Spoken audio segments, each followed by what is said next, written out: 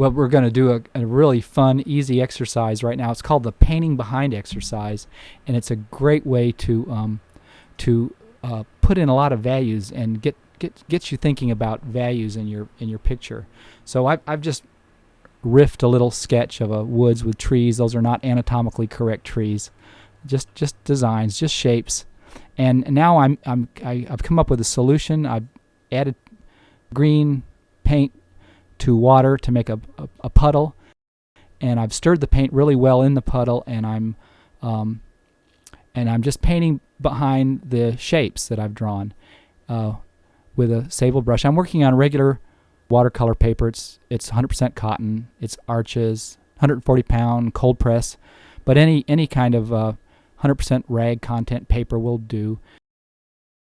And you can see I've got one brush where I'm putting in the paint, and then I've got another brush that I bring in that's just wet with clean water, and I'm sort of pulling the color out into the empty space. So it's a little bit like shading with a brush. So there's the paint, and there's my water brush where I'm pulling in the paint into a wet space and just sort of grading the value a little bit. And there I've added some pure solution into already wet paper. You can do it different ways, but I'm just filling in the space behind the branches. I'm painting behind my trees, and just pulling out the paint. And I'm working with a really good mixture, a rich mixture of the paint, but not real dark yet. It's kind of a mid-tone, and I'm feathering it out with the water. And I put my sponge there. It's a damp sponge, and I like to touch my brushes to the sponge because they wick up some of the excess water in paint solution. And I'm just scrubbing with the here I'm fixing it. I'm rubbing clean water over some of where I went over the lines, and I've let it sit for a minute and scrub it with that little 1/4-inch flat brush, and then I come back with a Kleenex or a puff tissue, and I just sort of blot it out. They don't tell you about how to fix mistakes in watercolor very often. And if this had been Viridian green, which is my favorite green, it would have lifted up a whole lot easier. Now I've taken a pencil and I'm drawing some more trees back there. I'm just making it up, just spontaneously drawing more shapes, because I'm going to paint behind those, because this is an exercise where we're going to have several different values of this green to create an illusion of depth in this woods.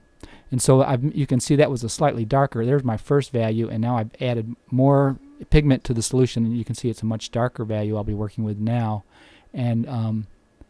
And so when I'm satisfied with my test strip that I've got a good dark green to go back in a second time, I'm tapping the brush to the sponge, and I'm going in with a darker value, preserving the white spaces of the new tree shapes that I've created.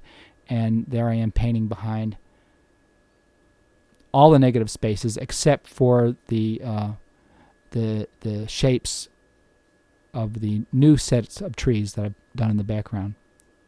So we're not painting any positive shape, we're not coloring any of the trees. We're coloring the spaces behind the trees. Negative space.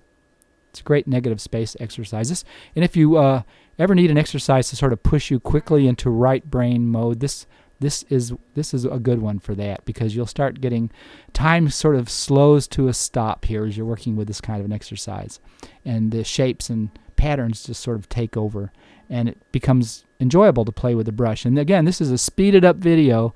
This is going about 4 times faster than the actual process. So I like to paint slow as you go and just steady, and there's no haste, there's no urgency, and we're just moving at a nice peaceful pace, putting in shapes, letting the shapes sort of dictate what you're going to do next and where you're going to paint.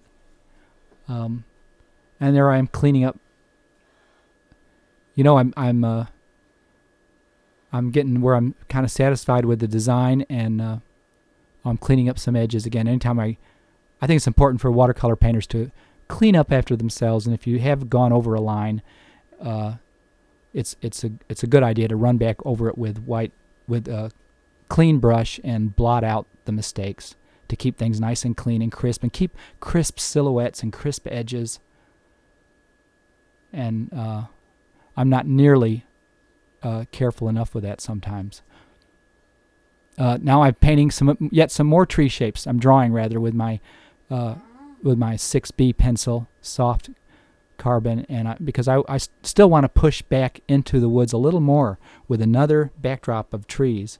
So having drawn a few more branches in back there, a few more trunks, I'm making yet another darker mixture of green, trying to make it maybe one value step darker.